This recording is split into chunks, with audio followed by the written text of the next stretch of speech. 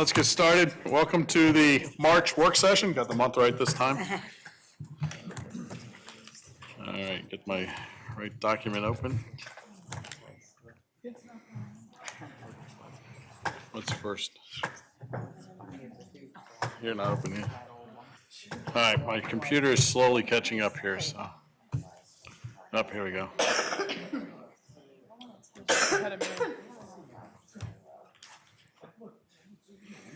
Comments from the student. You're up first. Thanks. Hello. To start, there are 95 days until graduation. Hopefully. On Friday, the annual Mr. Gray Valley event raised over $4,000 for the Character Christie Award, and this year's fundraising was the most money raised in the history of the show. So, Andrew DeSanta won Mr. Gray Valley, and Seth Hoffertz won Mr. Congeniality.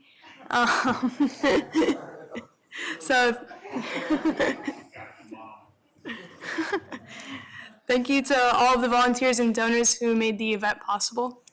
Course selection opened up at the high school today.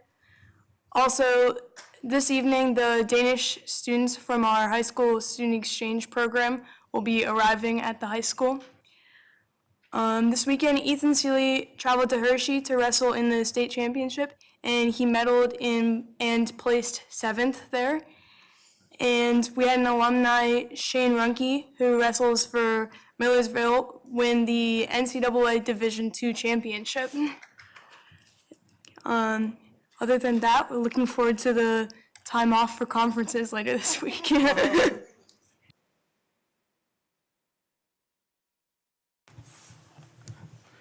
All righty. IU report. Yes, that would be me. Board met on Wednesday, February 27th. The CCIU board reviewed some policies. They were all approved for first readings. In the first reading, the draft of the core occupational education and categorical budgets were reviewed. Joe Labitsky, the Director of Administrative Services, made the presentation of the draft budget. No increase in proposed core budget contributions for the 2019-2020 year. No increase in the occupational education tuition rate. Any increases in marketplace program prices for Chester County school districts will be limited to the Act 1 index, which is 2.3%. Categorical budgets do not require local school district funds and represent alternative sources of revenue to deliver services. The marketplace budget will be reviewed in first reading on March the 20th. And the board will vote on the core and occupational education budgets at that meeting. If approved by the board, the core and occupational budgets will be sent to our district boards for approval. So that's when we'll all get everything, if it passes the CCIU board on the 20th of March. Okay, there were some retirements and they were noted. We acted on the following finance actions. Considered in first reading the core and occupational budgets, approved the TCHS Brandywine construction bids and intent to award contracts, and we ratified an agreement with Capital One Public Financing to finance the 2010 bond issue. New business, we acted on the following. Approved the hiring of Judith Wilson, LLC, to perform the executive search for the next IU executive director, which will replace Dr. O'Brien. And we approved multiple board policies in the first reading. Personnel, we approved all actions, including routine terminations, resignations, pay rates, etc. And the next meeting will be held March the 20th in the Downingtown facility, and we'll have an executive session first. So it was a very productive meeting. Like I said, we did pick the search firm, and the board will begin its work on interviewing and whatnot. That's it for now. All right, and Dr. O'Brien is retiring, right? Yes, Make sure that's clear that he is retiring. replacing is because he's retiring. Yes, which is very sad. Dr. O'Brien has a great record as the director of the CCIU, and he's going to leave huge shoes. So we really diligently interviewed search firms because it's going to be a big job. Yes, we're all sad to see him go, but I wish him well. I mean, I'm glad that he's able to retire. That's what we all live for, right? So it's sad, but we're going to get through it. Should we ask Chuck how many days? It's 107 days for me.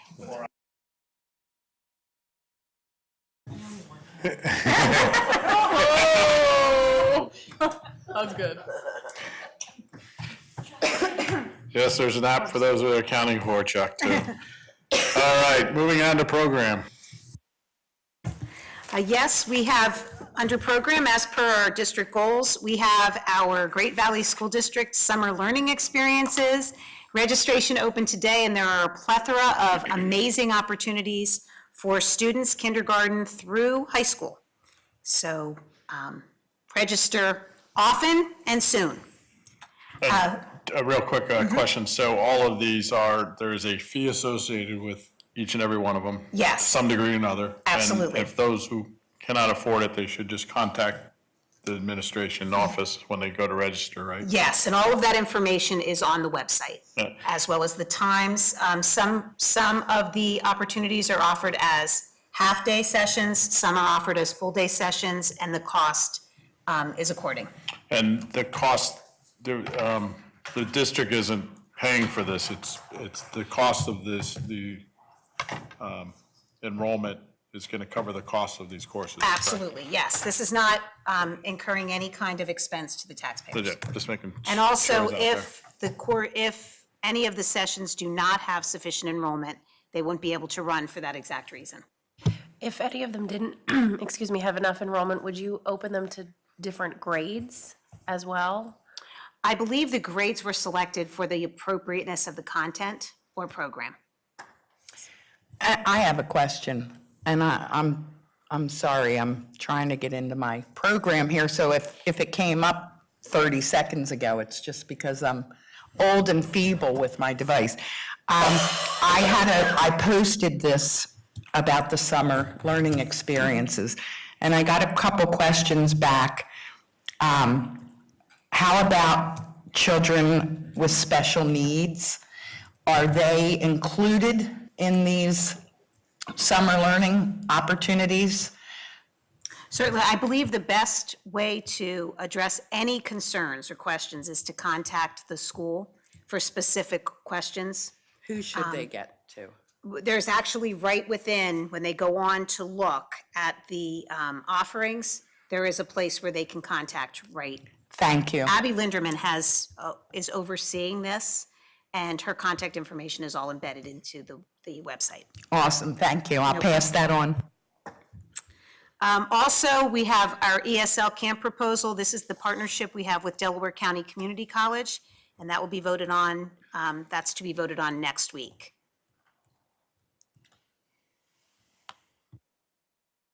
Can you just summarize what that camp is Absolutely. real quick? This is the agreement, our students that are English language learners, it's a great opportunity. The dates are July 8th through the 11th and the 15th through the 18th. And it provides 39 hours of a summer program for enrichment for our ESL instruction for students in areas. It's time, money management, and career exploration. And this partnership is, it's a requirement that we provide an offering, and this offering has been positively received by the students who have participated. So we'll continue to offer that program again for those students who, again, qualify and are interested. All right, monthly enrollment report is there. And then we had a policy meeting this past month, so update. I'll provide the update from the policy meeting that's also posted with the agenda. So the meeting was on March 5th, so just last week. We reviewed a handful of policies. The first one was the foreign exchange students policy and the administrative guidelines that go with that.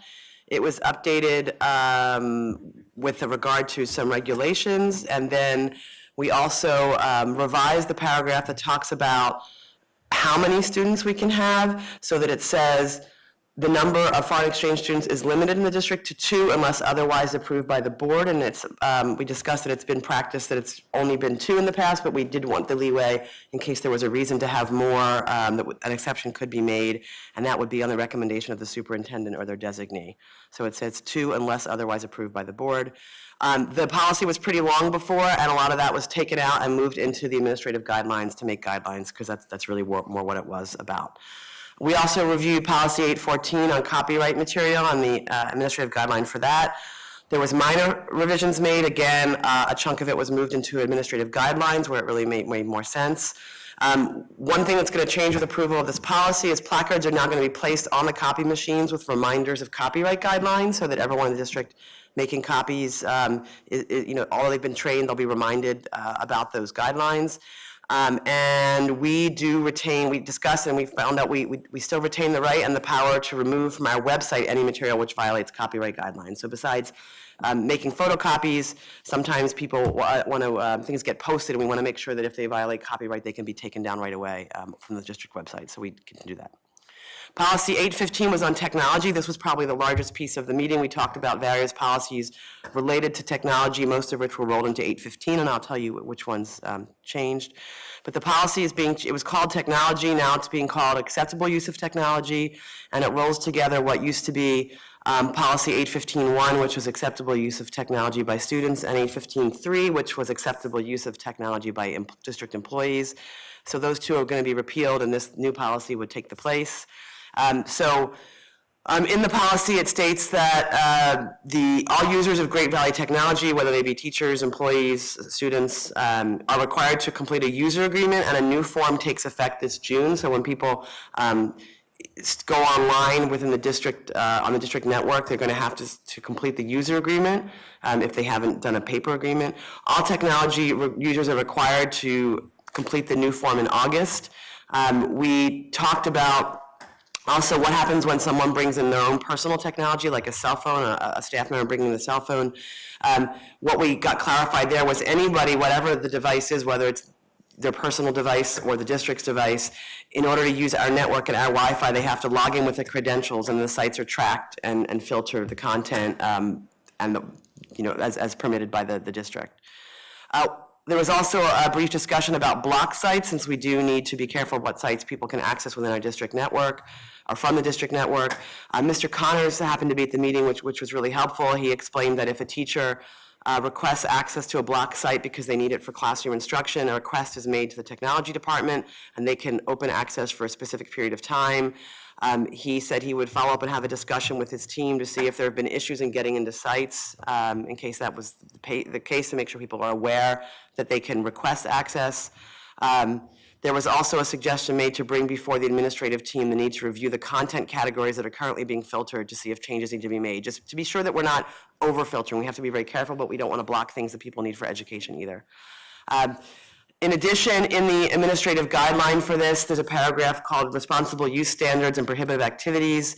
Item 11 was clarified that addresses sharing of account passwords and electronic access. So as in if an employee were to share their badge with another employee or a student, that's added as a violation. So you can only log in or access with your own credentials or pass.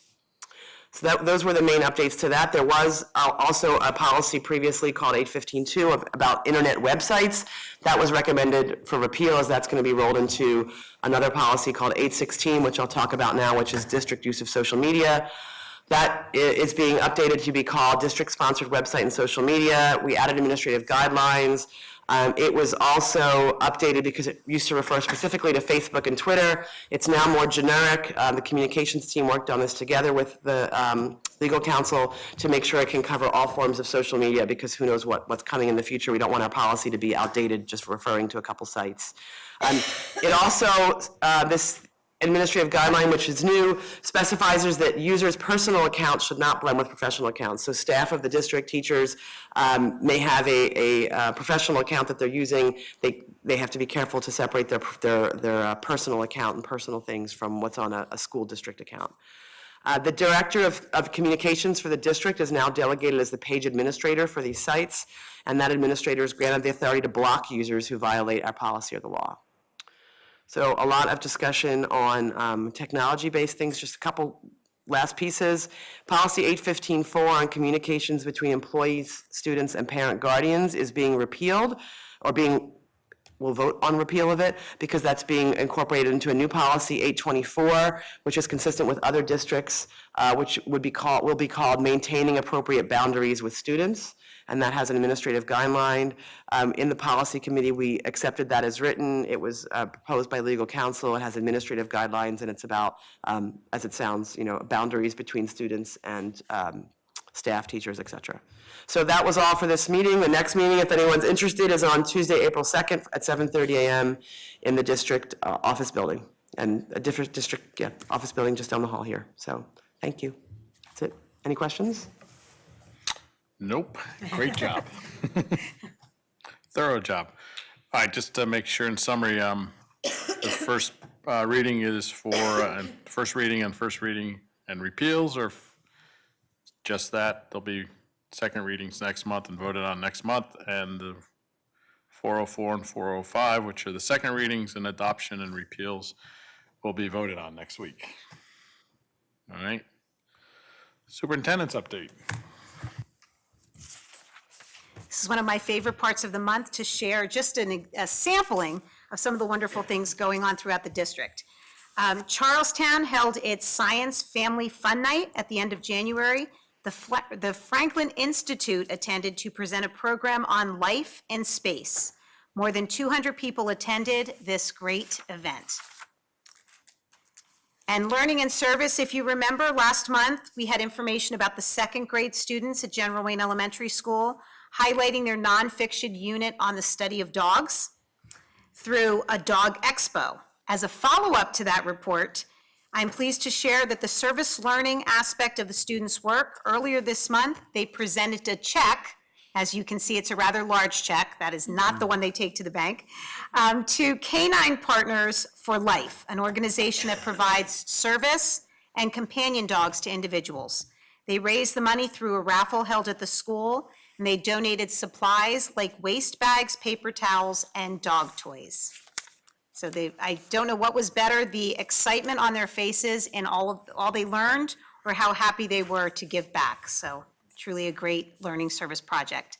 Middle school robotics. All 10 Great Valley Middle School robotics teams attended the PA State Robotics Championship earlier this month. One of the teams was awarded the Sportsmanship Award, and another was a tournament finalist. Team 751-7H was awarded the Excellence Award, which is the highest award in VEX Robotics. It recognizes the team with the best design process, best robot, and most consistently excellent gameplay. The team will now go to the VEX World Championship in April, and will formally recognize all of these teams after that event. A lot of hard work. Where are they going? The gift of giving. I believe that World Championship, last year it was in Arizona. I'm not sure if they changed the site each year. The gift of giving, students in Sugartown Elementary School participated in the service project every holiday in February, where students felt the true gift of giving by packaging a little bag of necessary items and adding a card filled with love. Over 500 bags and cards were donated to City Team, which is an organization that feeds the homeless of Chester.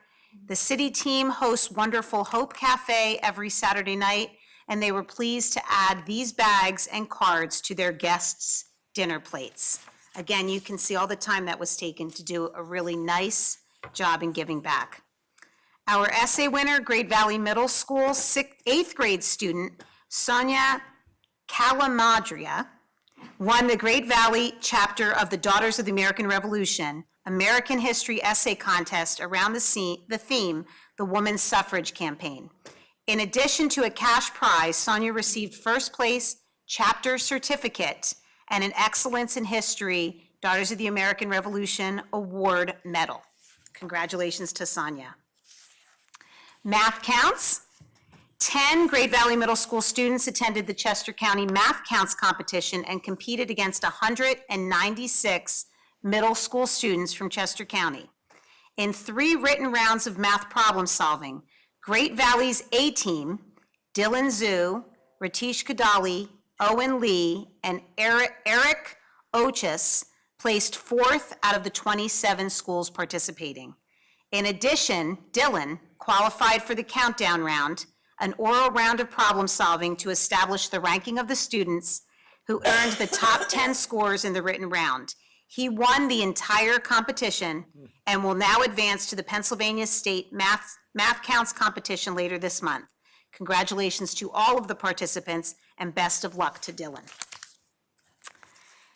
Our 8th grade girls basketball team finished the season with an undefeated 13-0 record. The same group of girls went undefeated last season as the 7th grade team, placing their 2 seasons record at 24-0. Amazing accomplishment. Congratulations to the team on this terrific victory.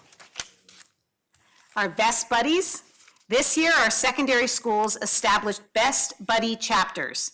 Best Buddies is dedicated to ending the social, physical, and economic isolation of people with intellectual and developmental disabilities by helping them form meaningful friendships with their peers, secure successful jobs, live independently, improve public speaking, self-advocacy, and communication skills, as well as feeling valued by society. Our Great Valley Buddies have gotten the opportunity to participate in many fun events this school year, including holiday shopping, bowling, and a Valentine's Day dance. It's really great for everyone involved.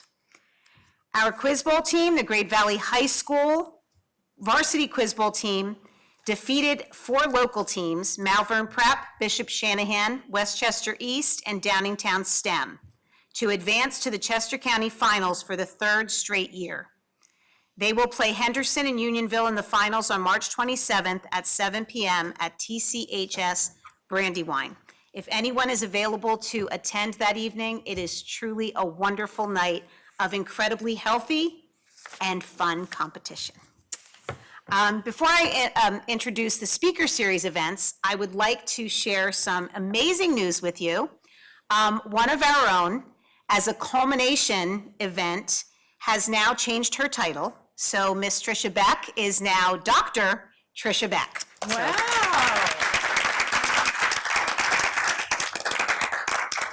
A lot of hard work, and I'm so appreciative of all the work Tricia does for us on a daily basis. So Dr. Beck will continue the amazing work she does under a different title. And our speaker series events, Keeping Our Children Safe, Learn How to End Child Sexual Abuse, is March 25th from 4 to 6 at the district office. Addiction 101, Addiction Can Happen to Anyone, Let's Talk About It, is March 27th from 4 to 6 p.m. at the high school. Media, Messaging, and Youth is Tuesday, April 9th from 6:30 to 8:30. That is also at the high school. Raising Children and Teens to Thrive in a Challenging World is April 30th from 6:30 to 8:30 at the high school. Register online at www.gvsd.org/speaker-series 2018. These events really do fill up quickly, and it is a wonderful opportunity to learn together and discuss together. There's been a lot of really positive feedback, and I'm very thankful to Jennifer Blake and all of the principals and administrators who make this partnership what it is. A lot of community feedback has been positive. Upcoming events, conferences, as was mentioned by Ms. Fields, are this Thursday and Friday, K through 12, half day for students on Thursday the 14th, and no school on Friday the 15th. March 20th is the Katie Markley Heritage Night. That was rescheduled due to a snow delay or a snow cancellation. March 27th is the General Wayne Student and Faculty Floor Hockey Game at 2:30. And March 28th, Middle School Arts Night at 6:30 p.m.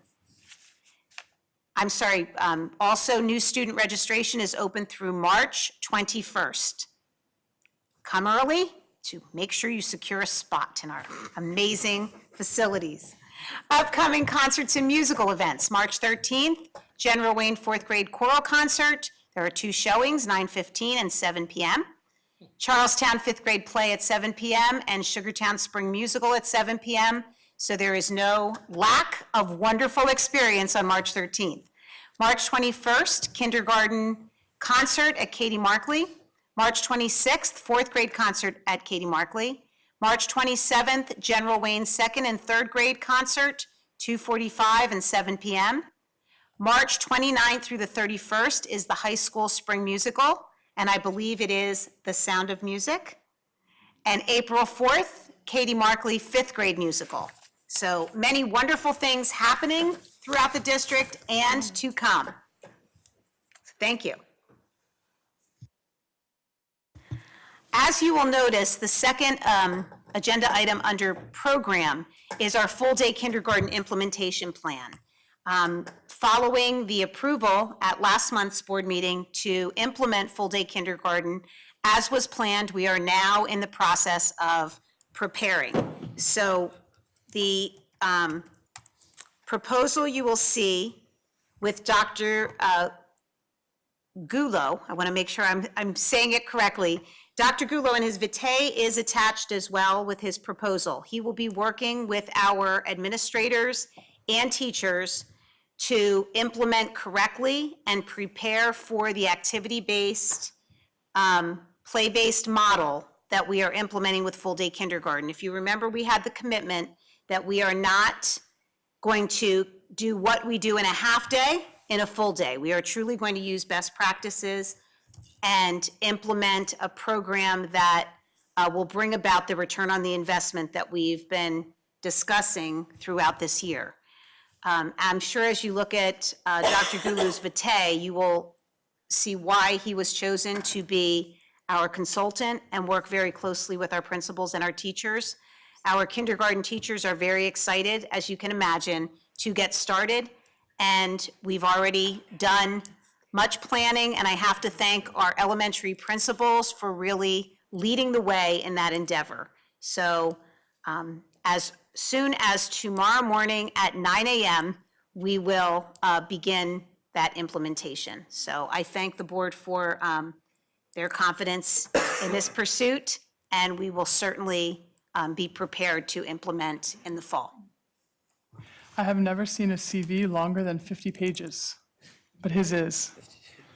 It really is an incredibly extensive vitae, as well as a great reputation. And I want to thank Dr. Beck and Dr. O'Toole for securing that resource for our teachers and our staff. So Regina, as I'm looking at the breakdown of the dollars, this is just 3 days we're utilizing? Yes. Dr. Gullo? That's his on-site time that he's billing for. I need to tell you that there has been a lot of consultation on the phone and in correspondence back and forth through email that we're not being charged for. Those are in kind. The charges are for his on-site work, hand in hand with our teachers and staff. The rates are, I've researched him. He's really on the top echelon in his field, and the rates are reasonable, absolutely reasonable. And I need to say, his work prior to him actually coming on site was even more admirable. So we're excited to have him work with our team. And there were many to choose from. So this is the best fit for us based upon what we have and what we have committed to providing to our children.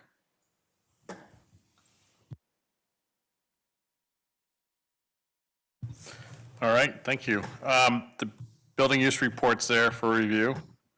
Nothing under transportation or food service. Finance? The hills are alive with the sound of budget. I'll bet you just, like, your last one, you're probably just, you're gonna miss this. I see. Yeah, I got a little tear right here. I can see that. So I have some good news, and we implemented some things that we talked about last month pending your final approval and some things later. So the budget right now for the major increases in the budget, salaries stayed the same, about 1.4 million. I will tell you that as between last month and this month, we've kind of screwed in on some of or drilled in on some of the final benefits. The Delaware County Benefits Consortium that we're part of with for prescription actually had an RFP out for prescription carrier, and we're staying with CVS, but at a substantially less rate. So we actually look like we're going to be less than this year, believe it or not, even factoring in the cost of the increased specialty drugs that we're adding in. That's got to be finalized by the Delaware Valley, their little board of trustees that they have. We are on that. Also, our healthcare rates, our first look is at virtually just a little tiny increase. I mean, almost zero for the core plan. The other plans are a little bit higher, but then again, people pay up for them anyway. So it's a matter of the core plan. So all in all, we were able to take out a substantial amount of money on that. Special ed costs stayed the same. Substitute teacher increase, I think I told you last month, we are struggling. We still have a pretty high fill rate, all in all, compared to other schools, but everybody has kind of come up to our rate. So we are recommending an increase in that substitute teacher rate from the 135 base to a 150. That'll get us ahead of most people again, or even with a couple others. Transportation is the same. We did reduce the other school number for charter schools by 300,000 because of the decision on full-day kindergarten.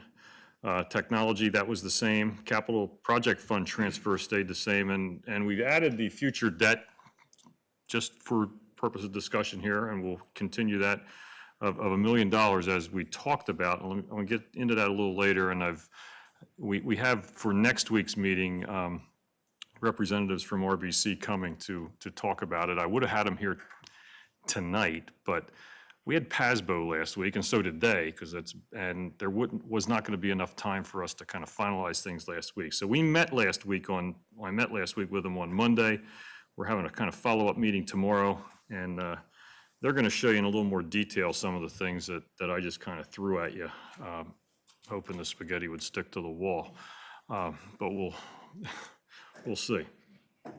So our budget is now $109,900,000. I won't bore you with these numbers because we go through this all the time, but they've all been adjusted as per what I talked about. Revenue is up a little bit. We've increased some of the revenues.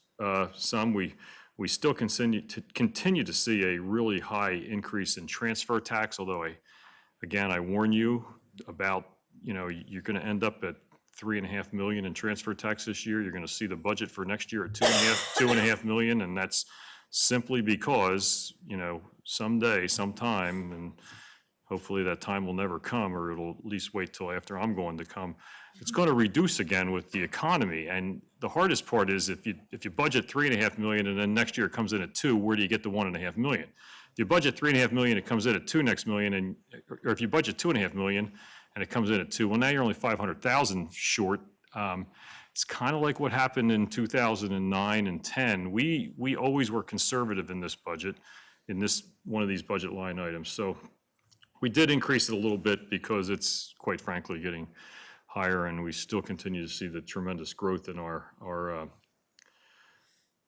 housing starts and sales. So we have about a $1.2 million budget gap. Remember, that's adding $1 million in debt to that. So without that, you'd virtually be at a zero gap with zero increase. So I'm getting to that point. So if you did the entire Act 1 index, you could raise about $1.9 million. To do this budget the way it is, you only need to raise $1.2 million. And what is that? It's about a 1.5% tax increase, or goes from 21.295 to 21.62. This impact just shows if we went the whole Act 1 increase, and obviously, since we're only going about 2/3 of the way toward there, it's going to be about 2/3. I should add a slide to that to show you what the actual impact is. I think though we have to have a good understanding next week with the bond. Right, and I guys don't on want what to that spend too means. much time on it. I'd like them to do it, because they're, Right. you know, That's they're what I'm gonna, saying. they're gonna get into a little more about wrapping the debt and Mm-hmm. about level debt and about what the difference between a 15 and 20-year term is, and how by saving this money year after year, you know, by putting it in place and adding it, you know, and this is the year to start it, because we have a pretty decent budget right now. You know, there may be a year when you can't do it. But between adding some money to the budget cycle, $1 million this year, another $1 million next year, hopefully another $1 million the year after, or whatever. I have to tell you, we had our preliminary meeting with the architects, Jim and Ken and I, and we're having a follow-up meeting on program stuff this week, and I was explaining to them what the number I used, $50 million issue, and they kind of chuckled at us, because, as I said, I think that's probably on the low side. It's probably on the low side. You're not on the side of borrowing the, you know, what could be almost 200 million, like we had to do in the early 2000s, late 90s, late 1990s. But to do any kind of small additions, some renovations, possibly even a small building, you're going to be looking at some dollars. So it's in the board's best interest long-term to kind of lessen that impact to the future taxpayers. It's kind of a hard concept to grasp for some people who are more of a, you know, kind of show me the money now. You don't need that money. Why aren't you just giving it all back to us? Because like the one chart we showed you last month, you know, like $1 million this year is really worth $2 million next year, because you not only budget the money, but you're saving the money. So now you've got $1 million toward the debt, plus you've saved $1 million. It's $2 million. You do another $1 million on top of that, now it's $1 million, and you've saved, you know. So it's you know, I said it's going to be if you decide to go this route, it is a very disciplined approach to this kind of budgeting, and it cannot be used for current capital projects, boys. Yeah, they thought this extra money we were going to put in, they were going to spend. Right. But it cannot be used, because number one, that whatever you have in that fund goes to reduce the borrowing. If you need 50 million, all of a sudden it's 44 million. Well, we look forward to the Yeah. presentation. So, clarifying on and that's all. really it. That was the timeline, is we're still on board to, that should say April the 22nd. I don't know why it says April the 16th. Oh, it's because I got the wrong calendar in there. So anyway, pretend I'll fix that for the upload. April 22nd is when the budget, the preliminary budget will need to be adopted. So I just threw it in there for kind of, see what it looked like. You are virtually at zero now without it, maybe just a tiny bit, but we probably can figure that out. So I would kind of urge you in my parting shot to, while I'd love to leave with a zero, because you know I'm going to be on a fixed income starting next year.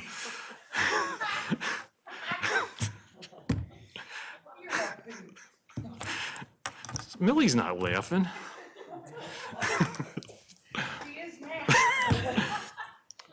But truly, it's the right thing. I'm looking She's down the just road. glad that her days are less than I'm yours. looking down, as I look down the road 5 years, I don't want to see the board have to do the full index and exceptions and cut programs just to do what you need to do. So, Good, look. More to come. We have till June to really finalize what we want to do, so. All right, The next agreement is for partial placements at LearnWell, and that is a mental health provider that we partner with. The next agreement, Ruttenberg Autism Center, and that is also an agreement that if and when we would utilize those services, we'd be able to implement the partnership with Ruttenberg Autism Center. Just a quick question, Regina. Is that someone we've used before, or would that be a new vendor, a new consultant? This would be a new partnership. We've not worked with them as up till this point, but we are preparing for the potential to need this partnership, and we want to make sure that all the paperwork is in place if in fact that becomes, we are not encumbered by any responsibility unless we utilize the partnership. We utilize the services. We have a lot of other agreements similar to this. Absolutely. That are in place just in case, Absolutely. right? Yes. So this would just be another one like that. Right. The next proposal is the one we had spoken about with Dr. Dominic Gullo, and that is there for your review as well. And then you have the bids, some of the bids here, we're trying to get them out early, so you have our art supply, athletic equipment supply, and medical athletic training there for award next week, and these are, so we can get them ordered in time so that the staff are still here when they come in and can get them sorted out for next year. Chuck, I'm just trying to understand how this is set up. I see the list, and there's different amounts for each of these vendors. So did the bid already go out, and these are the vendors who won that piece, like Cascade won? Yes, we The do a line- $1,000 piece, and Dick Blick won the $4,002, like they, We do a line item bid, so each of those vendors get that part of the bid. so these are the winners of the bid already? Okay, thank you. The concrete bid came in and you, oh, oops. The concrete bid came in, I was not at the opening, but Jim and Ken were at the opening. Came in a little bit under budget, a couple $100,000 under budget, but in the realm of 1.4.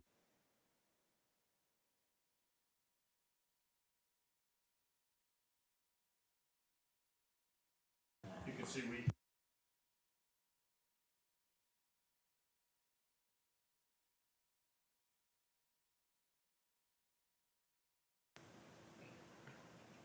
Okay.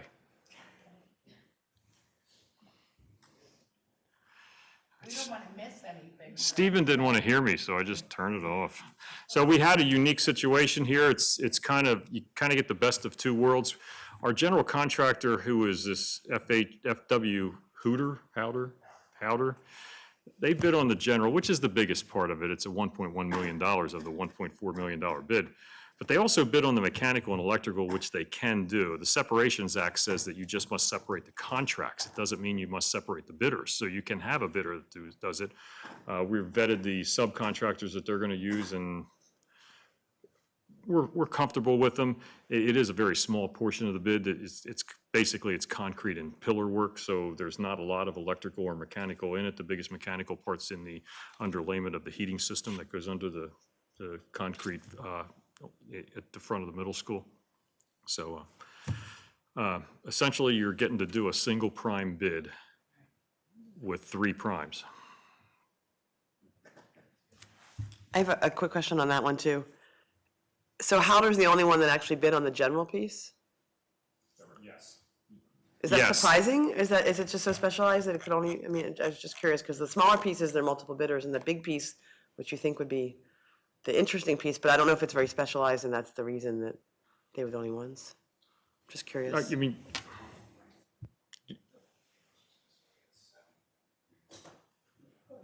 one of you want to?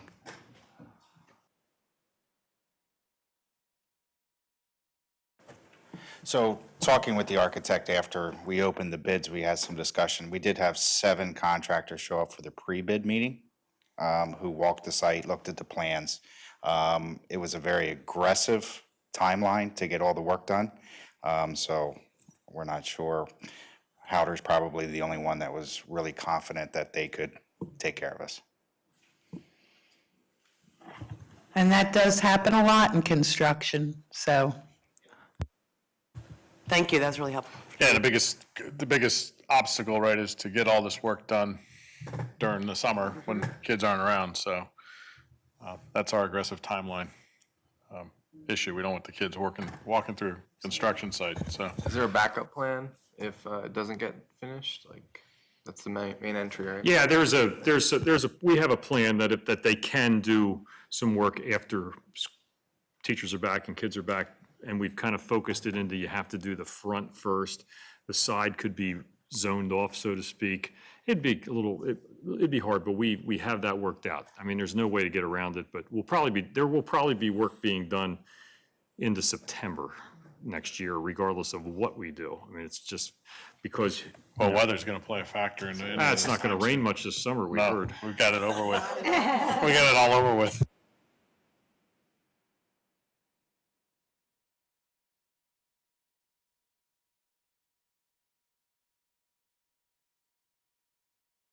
Yeah, monthly reports are there for review.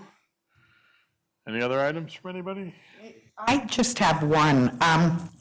The CCIU Board Appreciation Dinner is held every year, and in the past, I've gone, I think, to every one, and as Carol Palmaccio and Pat Gillespie used to go also. I will tell you that it's done at Cat Pickering, and the Culinary Arts program does a 5-star job. They really do. They beg for board members. They're so grateful to the 12 districts because, quite honestly, we've really raised these programs over the years. And these kids are so proud of what they do. The date for ours, which is the Pickering campus, is April the 3rd from 6 to 8. I promise my colleagues that if you go, you will not be sorry. It's an hour and a half to 2 hours at the most. Our children sit with us, as does kids in programs from the other districts. And it's just a shame that board members really don't attend. So I'm going to email you all with the dates and the invitation. There's a phone number on there to RSVP. If anyone has that date available, I promise you, you'll get to sit with me, I'll make it fun. But better than that, the food will be phenomenal, and our children will be so grateful. So you're gonna get that email like probably by midnight tonight. Thank you. All right. Any committee reports? Any other committee reports I missed? All right. Board agenda for next week is there for review. At this point, I'll open up the microphone for any public comment. I just want to make sure, you know. There was one. There's a couple people in the audience who live in the district. Yep. Bonnie, yeah. Saving up my 3 minutes, I got like 700. Mr. Linderman, your house, or your room at least in your house, is not part of the public anymore, so you will not be allowed to speak. Your wife is welcome.